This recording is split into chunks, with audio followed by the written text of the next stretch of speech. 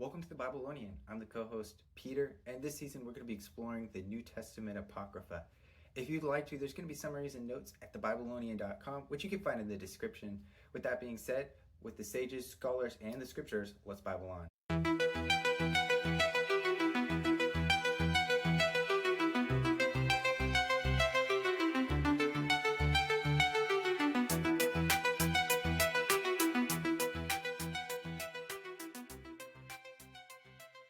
Welcome back to Biblionia. Peter, everyone, welcome.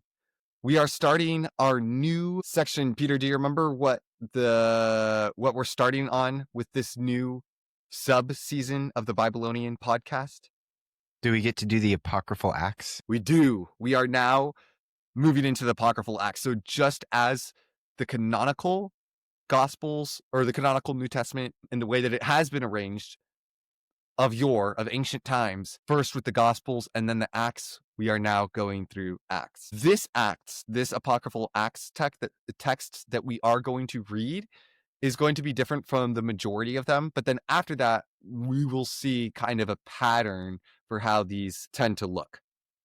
So, but it should be clear that just as with the Apocryphal Gospels, the Apocryphal Acts are very loosely inspired in structure and in style and in theology upon the canonical Acts, in that you shouldn't expect, there definitely is the theme of missionary apostles and martyrdom, but there are secondly a bunch of other very significant themes that are not present in the New Testament from an Orthodox perspective, and there are motifs that reoccur through these Apocryphal Acts that are likewise absent in the canonical Acts. Likewise. So with that, we're going to get into, yes, we are going to get into that in the next episode whenever we start going over the Acts of Andrew. But for this episode, they look a little bit different. So we're just going to do this as, it is still an Acts, Apocryphal Acts, but it's just very different in a lot of ways. Overall, these are going to follow more or less one apostle. And they all, even this one does, to be fair, begin with a beginning that we're going to see recurring throughout the other Apocryphal Acts. With this one, we'll get a little bit of a view of how this is different. That being said, this episode, we are going to begin with the Acts of Andrew and Matthias. So this is dated to either the 3rd century or the 5th century, not the 4th century for some reason. And he says that J.K. Eliot claims that this was originally written in Greek. With that, we'll just kind of jump into the Acts as a whole. And this one is a really interesting one. I like it. This is kind of like a spy. This is kind of like a spy text a little bit, at least for some part. And so I really like, at least for part of it. So I really enjoy this. This is pretty great. With that, let's jump in. So this opens up, as many of the Apocryphal Acts do. The apostles are casting lots, which means they're pretty much like rolling die to bid to find out which region of the world they are going to go to. So Matthias has a lot in Myrmidonia, and in Myrmidonia, according to this apocryphal text, the people here don't eat bread or drink water, but rather they take the visitors, pluck out their eyes, make them drink a potion drug, put them in prison while they're drugged, and then feed them hay like cattle, and then they eat them. So yeah, and then we're going to see that, and in another apocryphal Acts, Matthias is also set to go to, and I might not be pronouncing this right, but Myrmidonia. So Matthias enters into the city, and the men do their custom. They take him, take out his eyes, trick him to drink a drug, and then drag him into prison, where they feed him hay. Matthew prays to God, and a light appears, giving him his sight, and he tells him to stay 77 days for the benefit of many souls. And then he promises to send Andrew to lead him and others who are in the prison with him out. Following this, Matthias closes his eyes whenever the guards come by so that they don't know that he was healed. But yeah, he just closes his eyes, which, I've never seen someone without eyes, but I'd assume there's still like a gap, anyways. But nonetheless, he has 30 days until he's executed, even though God promises to spare him in 77. So then Jesus appears to Andrew after 27 days, which means there's 3 days left until he's executed, telling him to leave with his disciples to free Matthew before the 3 days are up. Jesus then goes into the heavens. And this is post-ascension because the apostles cast lots I'm guessing this is at least trying to line up with the canonical Acts in the sense that they're going out into the world after having been to Samaria or Jerusalem, Judea, and Samaria. So then Jesus reascends into the heavens. Andrew goes with his disciples into a boat, and Jesus is disguised as a human here, and he's disguised as a human captain, and he has these two other angels who are disguised as sailors. And they find out, oh, what a coincidence. We're all going to the same place. So Andrew asks if he can tag along and get on the boat with Jesus and his angels who are disguised because, oh, well, we're going up to the same way.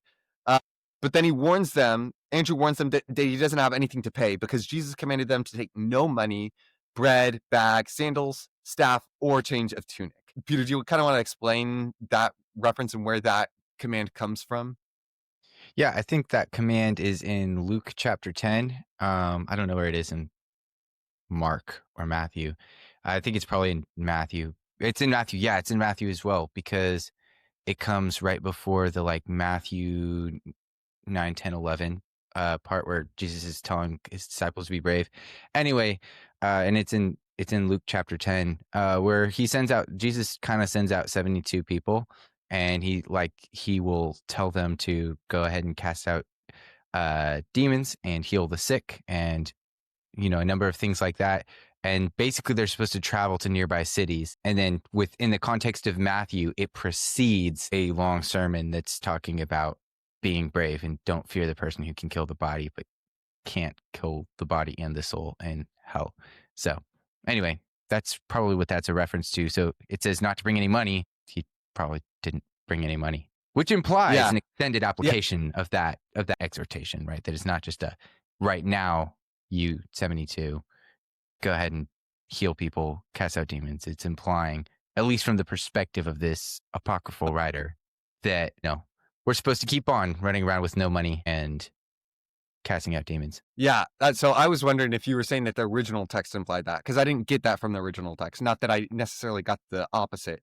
But yeah, that's good. Of that, this text is applying that command that God gives, and that's God, Jesus, who is fully God, gives out to his 72 disciples there. But then they do come back to him and they tell him how things went, which doesn't necessarily imply the opposite other, but then nonetheless. So it's just interesting that this text is necessarily reading that as a one and done command for his apostles, for the 72 disciples, and here specifically this apostle going forward. So anyways, yeah, Andrew says he can't give him any money, but they take him anyways. Anyways, this still disguised Jesus asks Andrew about Jesus.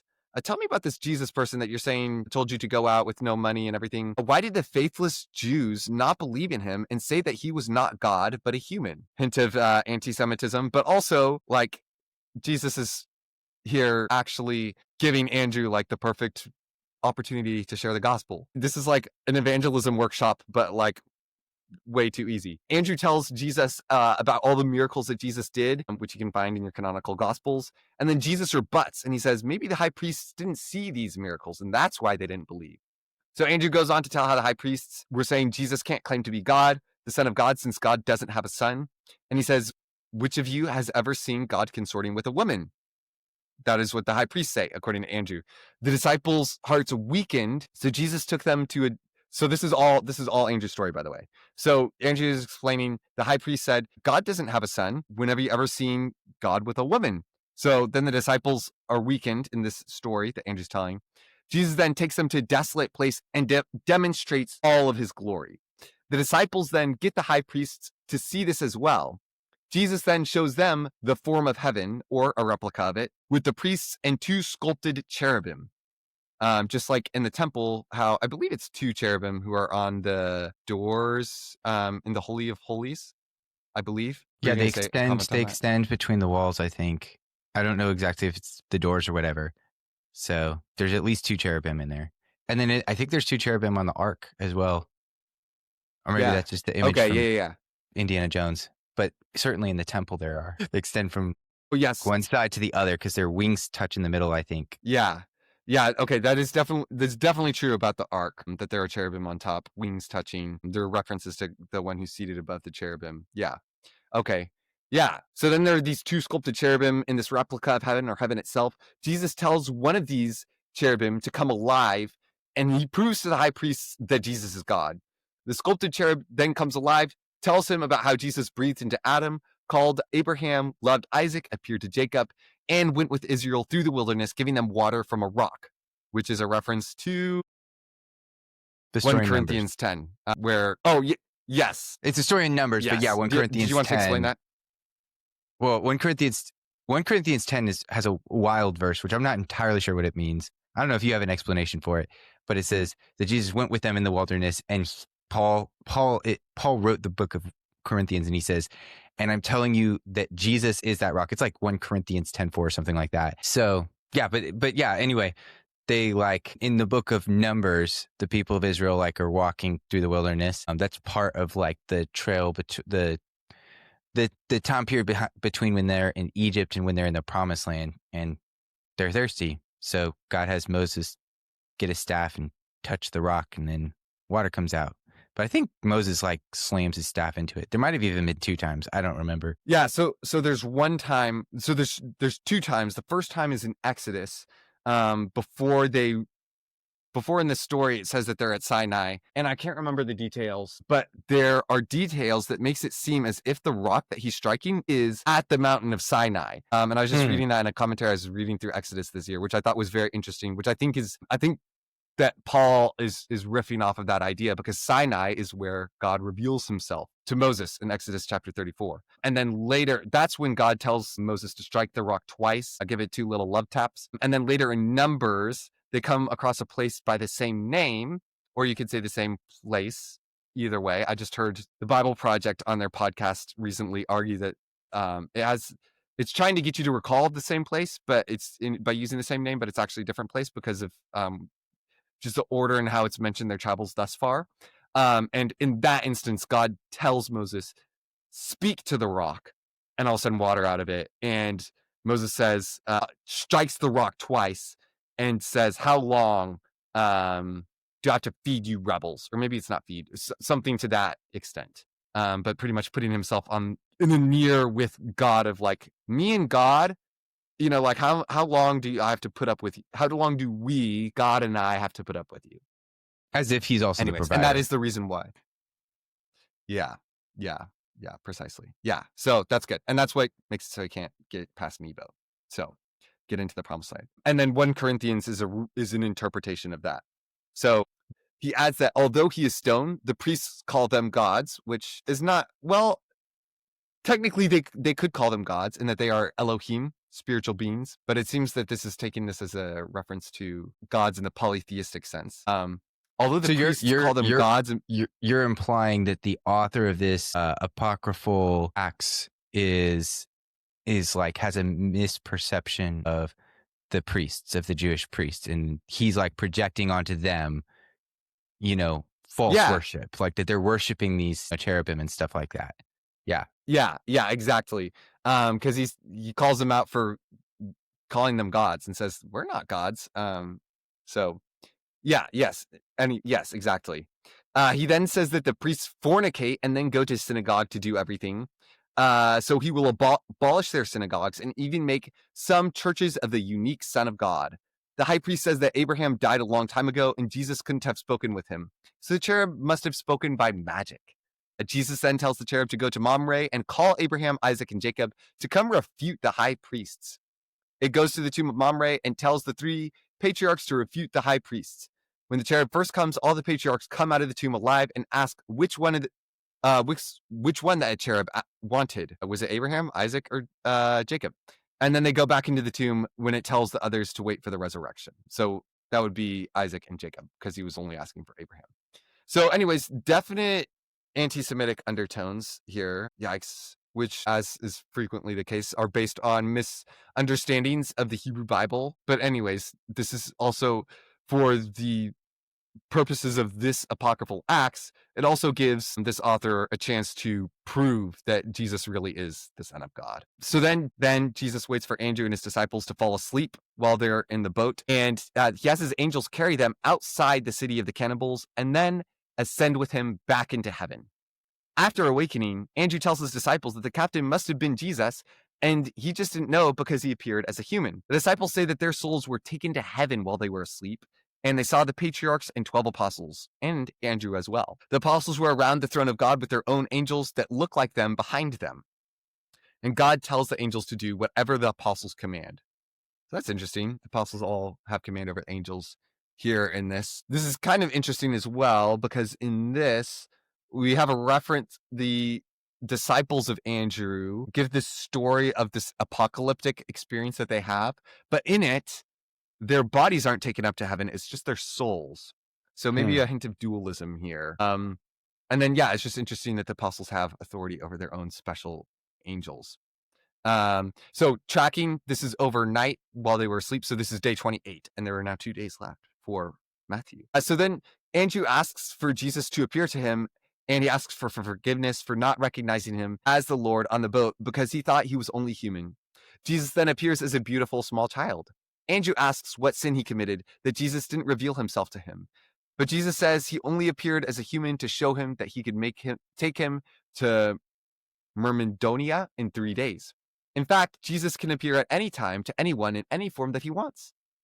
Just so you know, Jesus said that to Andrew according to this Apocryphal Acts. I wonder if this might be written from like, there's a part in like Hebrews where it says that some angels have appeared to people, and like people have, I don't know, made angels like feel some kind of way, like happy or something like that. Or some people have like impressed angels. I don't remember exactly what it says, but after that, you're like, is that person in HEB? Is that person like secretly an angel or something like that? Maybe this person kind of has that like a similar perspective of like, you could be like walking somewhere, you see some person, and you're like, I'm gonna be rude to them. I'm gonna, obviously you wouldn't be cutting someone off in traffic if there aren't cars back then. And you're like, that could have been Jesus, maybe, I don't know. Yeah. So they're taking that logic from Hebrew of like people could actually be angels in disguise, which I don't think it's thinking of like animals. And this does say Jesus can appear in any form he wants, but then it's extending that logic to Jesus, which by the way, I disagree with. Well, I mean, yeah, I don't know. That might be a tricky, complicated theological debate that I just don't have the Christological understanding to get into. But, humans are the image of God. So I think if anything, yeah, I don't know. Anyways, do you have any other interesting thoughts on what's your take on the whole, not to start another ecumenical council or anything? Can Jesus appear as anything? Man, this sounds like a bonus episode. Can he be a fly? This sounds like a bonus episode kind of thing. But yeah, I'd say real quick, Luke 24, when Jesus appeared as a human, I was like, that's really interesting. In Luke 24, Jesus appears as a human on the road to Emmaus, and they didn't recognize him, right? Which makes you think that like Jesus looked not like normal Jesus in some kind of sense, right? They didn't recognize him till he breaks the bread, thus, Jesus is in the Eucharist or whatever. So anyway, so it would make you think, okay, yeah, like Jesus can appear as a human.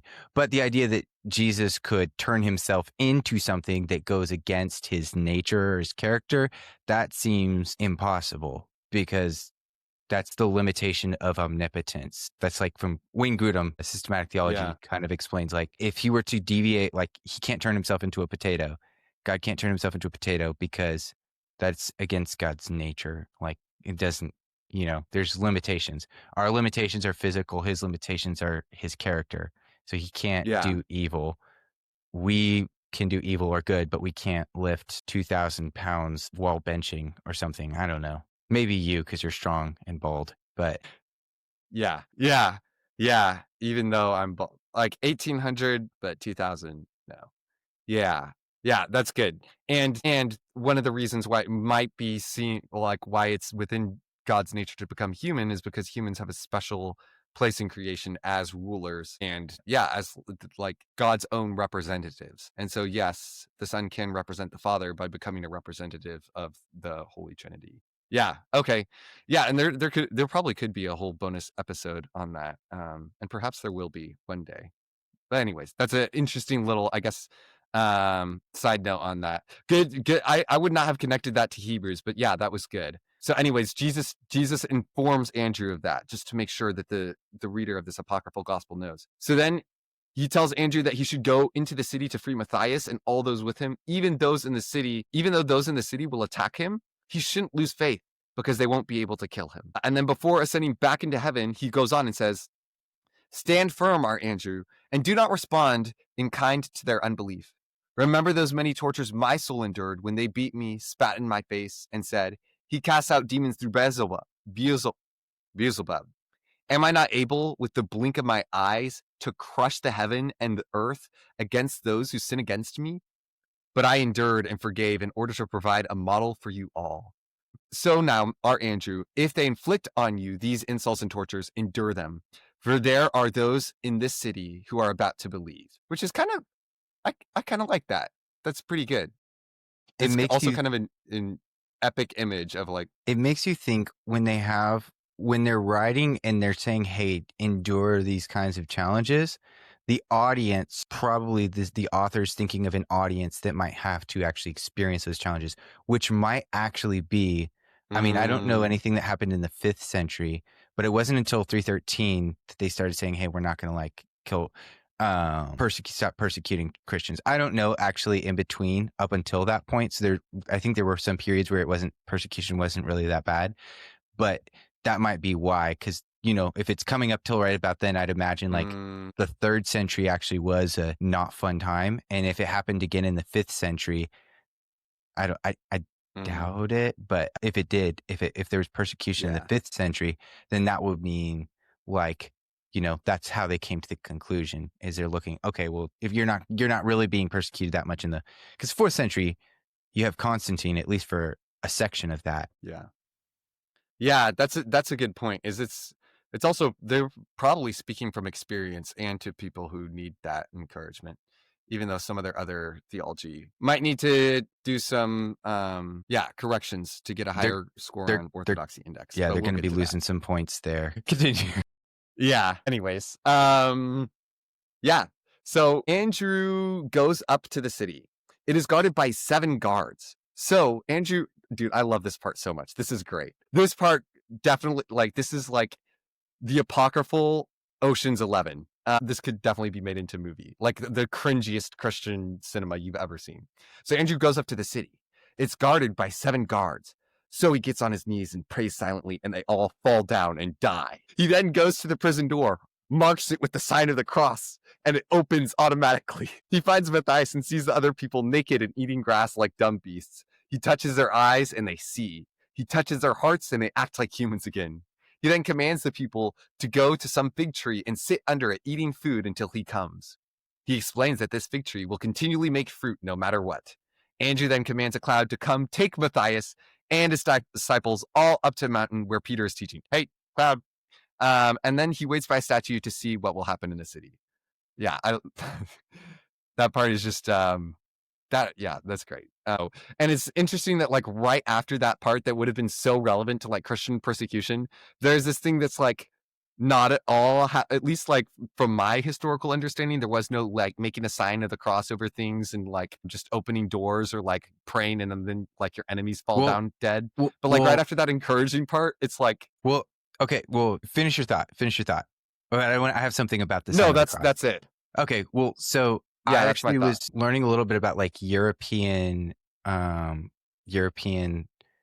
history, and there was like stories of people, like there was a 6th century evangelist named Samson, and there was another guy, I think they have some of what is it, I think it's Martin of Tours, maybe a few others, but some of these like these Christian evangelists, they would do like special things and they'd make the sign of the cross, and it would like move back. I think there's like one where there's like fire and it pushed back fire or something like that. But yeah, they do like the sign of the cross was actually like a mark move. So that checks out. So it's not actually abnormal for the stories of what happens with these saints, for them to do the sign of the cross and something supernatural to happen. So I'm not sure if it was a fire that got held back. I want to say it was. Okay. But yeah, I think that's not super weird. Whoa, that's super dope. That might just be my more cessationist side coming out. I don't know. Yeah. I mean, I don't know that would be really charismatic, like that you'd call that charismatic. But yeah, okay, yeah. There's certainly some Christians who do feel uncomfortable with the thought of people doing miracles post Jesus, the time of the apostles. I was going to say the ascension, but they'd say like, no, it happened during the time of the apostles. And then it stopped being normative. Yeah. And I'm not in that camp, and I'm not against the sign of the cross either, to Sure. make it clear for the audience. But yeah, so wow, that's interesting. Whoa. Okay, that's pretty cool. And I know there's also hagiography, or like just legends that get passed around, but I guess like there's no reason to believe that those things couldn't happen. I guess I was just thinking of that in connection. I guess I was already kind of like skeptical about that, but then also I guess especially in connection in this story, in connection to that. But yeah, I guess like they, in connection to him killing 7 guards by praying. But I guess there could have been real experiences in the 3rd or 5th century. I think Martin of Tours is around that time. I can't remember though. That's the guy who Okay. with the gives his tunic to the person who's naked. Anyway, yeah. All right, let's move on. Yeah, I don't know what that is, but yeah. Okay. Whoa. Cool. Epic excursus on Sign of the Cross and its miraculous power. So, anyways, he goes by the statue to see how the city does, because there's still days left. So the people are hungry and they want to eat. One elder tells the people to eat his 2 children instead of him. They allow it and drag the people. The people say they're going to eat this one person, and he says, "No, eat my 2 children instead." So they allow it and drag the children to kill them, as the children weep and ask for them to wait until they're bigger to eat them. The guards take them to kill them, but Andrew prays again, and their swords turn to wax. The people are really hungry. Remember, they don't eat or drink. They only eat visitors. Like, these are like strict diet cannibals. They're really hungry. Then the devil appears as an old man and tells the people that they need to search for some Andrew among them. Guys, there's an Andrew among you. You need to find out who it is. And you need to kill him and start eating him. And you need to start eating other people again so that they won't be hungry anymore. So then Andrew curses the devil. The devil hears him, but the devil can't see him. So Andrew curses him again, and the devil says to find the one who's speaking to him. God then commands Andrew to show himself so that they can know that the devil is ruling over them. Andrew arises and shows himself, and the devil instructs the people to tie a rope around his neck and drag him through every street of the city every day until he dies, which I don't know that would last more than a single day, but that is terrible. So then they do this each day. One day, Andrew just prays to God to protect him. So that's kind of cool, and that it's kind of, I guess, like in another sense, showing like sharing in Jesus's sufferings, how martyrs are sharing in these sufferings. Kind of interesting. Yeah. Anyways, but it is interesting as well. Kind of interesting that they said like Herod killed Jesus, not Pilate. In case like, cause some of there's like the whole Pilate's really a good guy. He had good, reasoning, whatever. Maybe, I don't know. Yeah. If you don't know what we're talking about, really go back a few episodes. We've spent a couple episodes where it makes Pilate look like they're not a bad guy, or even a good guy. Yeah. So anyway, they mentioned Herod. Yeah. Saint Pilate. Yeah. The Pilate cycle. So go back to Gospel of Nicodemus episodes and Vengeance as the Savior. Yeah. Okay. That's a good, I didn't even catch that. That's good. Okay. Yeah. Maybe there was some Coptic influence on this because they like Pilate. And if you don't know what we're talking about, yeah, you do need to go back and listen to those. But yeah, it's also interesting that because Andrew has hurt his arm, now he can't do any miracles because you have to have your arm to like extend it out over things. Anyways, so the devil tells the demons to kill him, but then they see that Jesus made a mark on Andrew's forehead and the demons flee.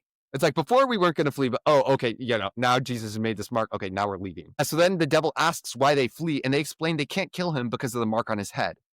In fact, they knew him from earlier. If they approach him, God will heal him and give them, these demons, bitter tortures. So they decide to mock him instead before he dies.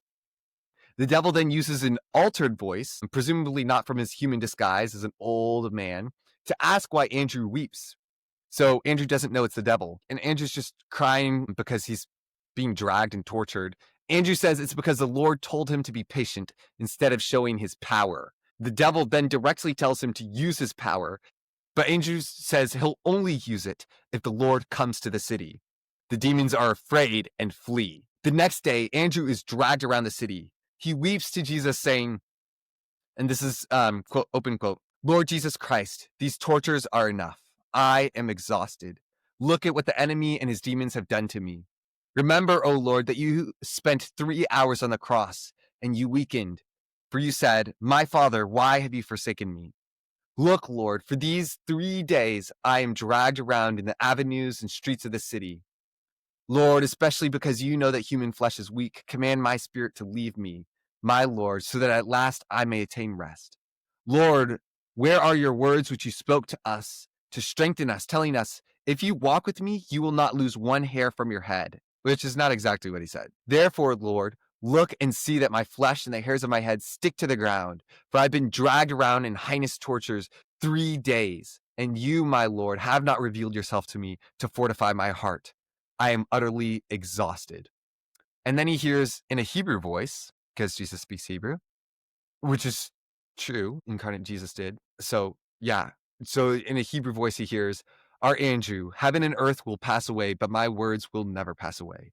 Therefore, look and see behind you what has happened to your fallen flesh and hair. Andrew then sees large fruit trees sprouting behind him where his hair had fallen down, and he is encouraged. Dang. Wow. Yeah.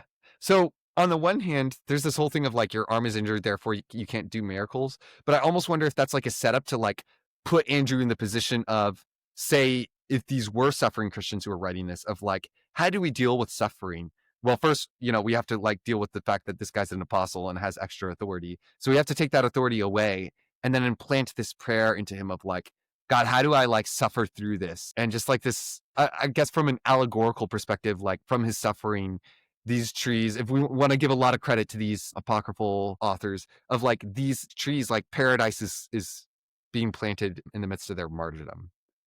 So yeah, I don't know if you have anything else, but that's, I don't know. I guess I'm just trying to be generous and. Well, it does make me think of, I think it's like John 12:24, where it says, where Jesus kind of says, unless a seed goes into the ground and dies, it doesn't produce fruit or whatever. And so in some senses by Andrew, like suffering and being put on the ground, literally, like, look, there's trees coming out, I don't know. That's my thoughts. But yeah, it does seem like more than anything else, I think it's very clear you could say that it seems like the author of this is at least articulating the wrestle of suffering and how do we do this and how do I even reconcile that with Jesus saying that, not a hair will be taken from my head. So, which I don't know if there's Old Testament prophecy about not a hair being taken from the head or something like that.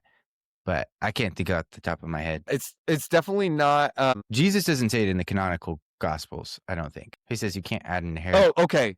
Okay, actually, Luke 21:18, not a hair of your head will perish. Let me look at the context. Oh, I was wrong. No, I didn't know that either. Okay, yeah, no, okay, so I was tripping. I was wrong on that. So Jesus is talking about the destruction of the temple and the signs, the end times, and he's talking about nation will rise against nation, kingdom against kingdom. There will be earthquakes, famines, pestilence, all these things. But before this, they will seize you and persecute you. He's talking to his disciples. They will hand you over to synagogues and put you in prison, and you will be brought before kings and governors, and all on account of my name. And so you'll bear testimony to me.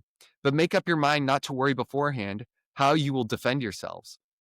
For I will give you words and wisdom that none of your adversaries will be able to resist or contradict. You will be betrayed even by parents, brothers and sisters, relatives and friends, and they will put some of you to death.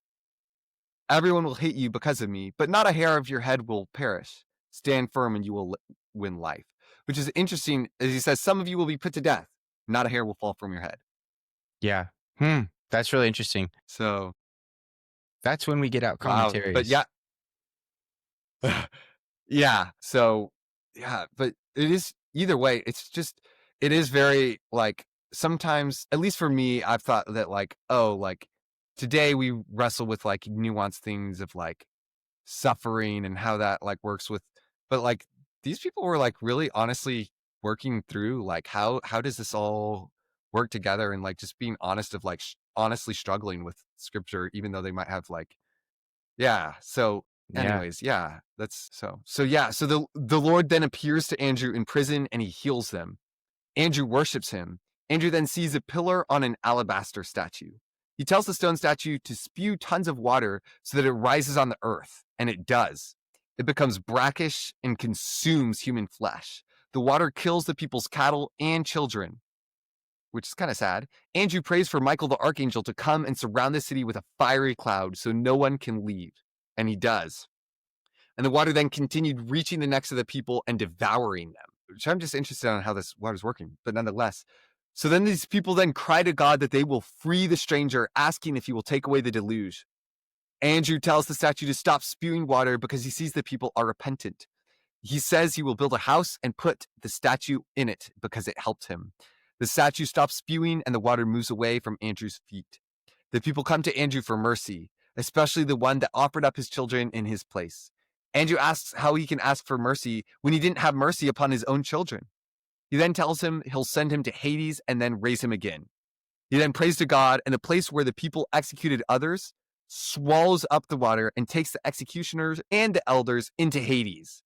The people are afraid that he'll bring fire on them, but Andrew says he only sent them to Hades for a little bit to raise them up again and make them believe. And then Andrew revives those who died in the water and has a church built where the pillar was.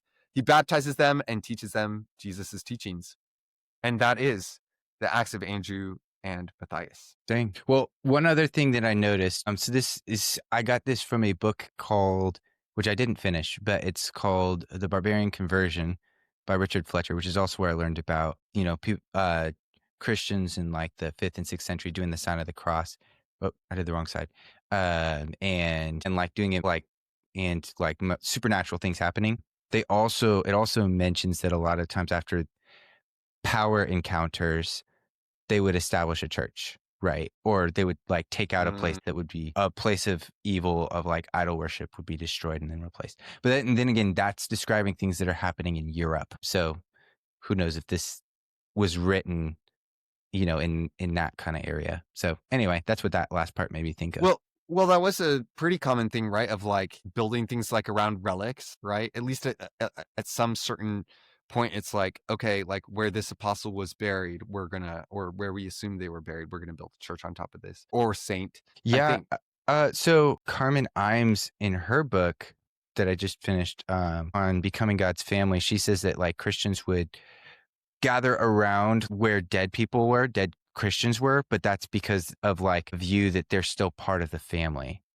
So I guess that seems different to me, but I don't know that much about history about people doing things around like a relic is different than like, oh, that's part of God's family, of our family, God's family. And so that's why we do that. Oh, okay. Yeah. I guess it's also different from like a statue and okay.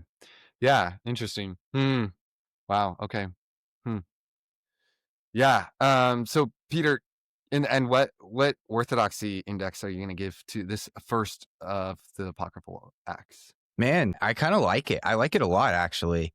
I want to give it a really high score because it wrestles with some heavy questions.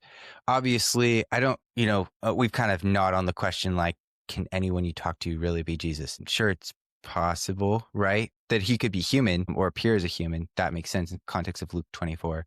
The anti-Semitic thing where you're projecting views on other people, that's not good. So that shows the author's intent might be bad, but that doesn't necessarily mean that the theology or spiritual views of the text is actually wrong. You know what I mean? I don't know. You know what I mean? Like I could say, okay, it's bad that you project this view on someone else, but that doesn't mean that their perspective, the perspective of the person, is wrong on the statements that they're making. Go for it. But like the Jews are like God's chosen people, and like how God relates to them, and you're necessarily like enforcing his specific interpretations of texts from Paul and Matthew, mostly, I'm guessing, and kind of like it just has a certain hermeneutic that's wrong, I guess.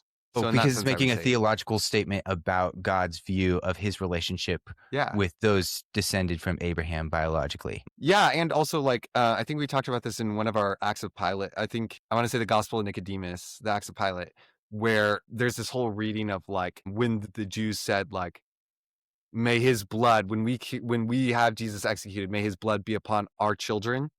That being read as, okay, that's why all Jews ought to be punished for what Jesus did. And that is theologically wrong, because the point there is that like that's God's chosen people. The punishment is literally coming upon their children in the next generation with the destruction of the temple, the scattering of the Jewish people, which does have long lasting effects. But like the point is like Matthew's pointing out, I'm pretty sure it's Matthew. Yeah, this is like destruction of the second temple came for them rejecting their Messiah, who's supposed to be bringing in the new Israel. And yeah, there's just, I don't know. Yeah, in that sense, I guess I would say like it is pretty theological. Yeah, but he isn't saying all of them deserve this. He says, why have the Jews not had faith? Which I guess, okay, you know what, never mind. Maybe there's a little looseness there. Oh, I was like, because, if you believe, hey, it's by faith and allegiance to Jesus, that you're saved, why is that happening? And then you project some form of idol worship onto them. It's wrong, but it's not making theological statements per se. I don't know. Either way, we'll mark off some points for that. Yeah. I'll put it at an 8. Okay. Yeah. Yeah. Jesus taking any form, I guess that could be interpreted as human form. Still, I'm not sure I agree with that. I think it's no, it's not possible because he ascended in his flesh. I don't think the implications of that are so far reaching in that he can. I don't think. Hopefully, I don't get a lower orthodoxy index for saying that. It is a little bit of anti-Semitic, possibly a little bit of dualism in the apocalyptic encounter. So I'll give it a 7. Okay. Maybe I should give it an 8. I'll give it a 7.5. Yeah. Yeah, but I like this one. It's fun. It's got some spicy elements. It's got some like real raw like wrestling, and it's got like apocryphal Ocean's 11. Like, dude, I love that moment so much. So, yeah, the Acts of Andrew and Matthias. Partway through, you started calling him Matthew. Was that on purpose? Yeah, I think the title that like was given to this beforehand was Matthias, but I think it's just a different form of the same name, I think. So, because my translation both titles it the Acts of Andrew and Matthias, but then continues to call him Matthew. So, yeah, good catch, but I think it's the same. I think it's just different forms of the same name. Gotcha. Interesting. The more you know. Yeah. That would make sense. Okay. Yeah, and next week we will be reading another variant version of the Apocryphal Acts of Andrew. So till then, Bible on. Bible on.